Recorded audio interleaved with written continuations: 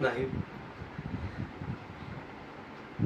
विचार असा नाही, पण नारायणाची अवस्था बघून काय करावं काहीच सुचत नाही.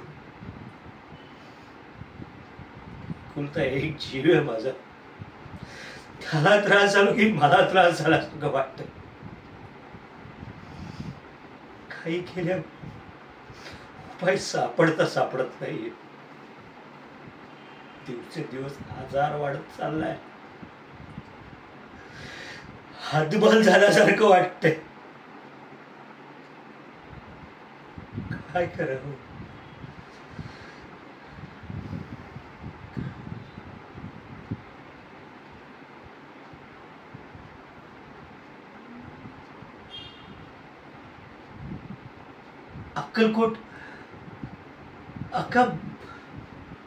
अक्कलकोट मला ना गेले काही दिवस येणारे जाणारे सतत अक्कलकोट बद्दल काही ना काही सांगत असतात, सुचवत असतात.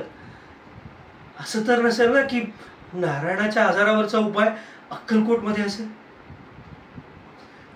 असं असेल ना तर आपल्याला अक्कलकोटला निघायला हवं. आजच निघूया का?